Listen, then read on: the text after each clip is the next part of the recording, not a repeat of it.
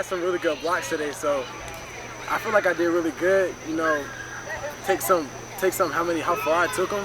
And that was Then I remember the second one. You ran through like 5 or 6 tackles. The second one I had to run through a couple people. You ran through like 5 or 6 tackles, man, showing your toughness. And then the long speed, the first one was like 55 yards. Second one was 15, running through 5 or 6 guys. The third one was for 70 yards. You clearly can get it done on offense. Is that something that you would look to do at the college level? Hey, I'm preparing myself to play corner at the college level right now, but if anyone ever wanted me to, I guess I could, but I'm a corner right now. Okay. All right, so as you look at week 1 to week 2, they say the biggest room for improvement comes from game 1 to game 2. So what are the things that you think you need to get better on from week 1 to week 2? I don't know if many people saw it, but I did, on defense. There was some little things that I did on defense, but, they didn't catch the ball, but I still need to get better. I can't be letting up flags like that. So. I got you. All right. So when I talked to you during the summer, one of the things you and Ship and Channing and, of course, JD, y'all all said we have a lot of weapons. We have a lot of weapons people are going to see.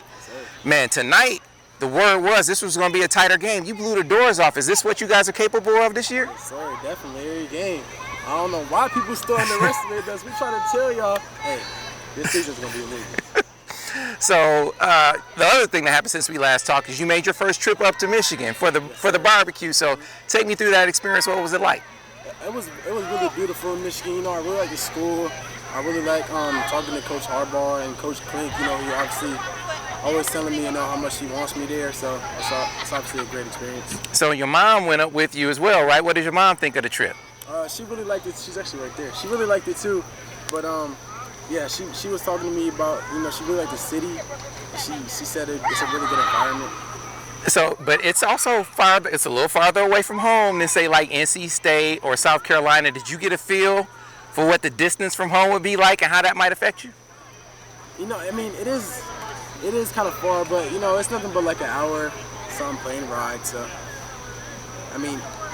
it's kind of far, but that doesn't really affect much. Okay. So you got your first chance to really sit face to face with Coach Klink, right? You talked on the phone, there was obvious vibe, but what was it like with him in person? He kept pounding to me, he kept telling me that how much he really wanted me there, how much I could actually contribute to the team. It was great talking to him. He's a really great guy and a great coach. I saw him out there a little bit. He coached me a little bit actually. I did some drills with him, so it was actually really fun. Did you get a chance? You said you spent some time with Coach Harbaugh. What were your impressions of Coach Harbaugh? What did you think of him? Coach Harbaugh, he's really funny. He's telling me a lot of jokes, and I just like he's telling me his philosophy, and my mom and I also really like that. Oh, okay. All right. So what's next? You were talking about setting up some officials. What official visits do you have set now? In September, I got on the 3rd, South Carolina, on the 10th, NC State, and on the 17th, I'm going back to Michigan. All right, and then will that be it as far as visits? Yes. All right, and so then what does the decision timeline look like for you, Chris? When do you think you'll make your choice? You said mid-season when we talked in the summer. So probably end of September. Okay, so when you do that, when you sit down and make your choice, what are going to be the biggest factors? Like I said, how much I can see myself playing at the school or for the coach, and then them really showing me and telling me how much I could really play there, or how much they really want me there. Mm-hmm. And do you think, at the end of the day, distance from home is going to play a factor? Yes, sir. What about NIL, man? Have the schools talked to you at all about NIL, and is that a factor for you? Not for me. I don't talk to anyone about NIL ever. That's all my mom. She does all of that. Okay. All right.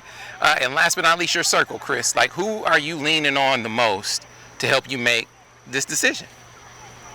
Obviously, my family, my mom, a lot. I talk to her a lot about it. My coach, multiple coaches actually, and then I also I gotta talk to my friends a little bit about it. I'm always chatting to them about it. So yeah, I got your friends, man. You guys have a real vibe here.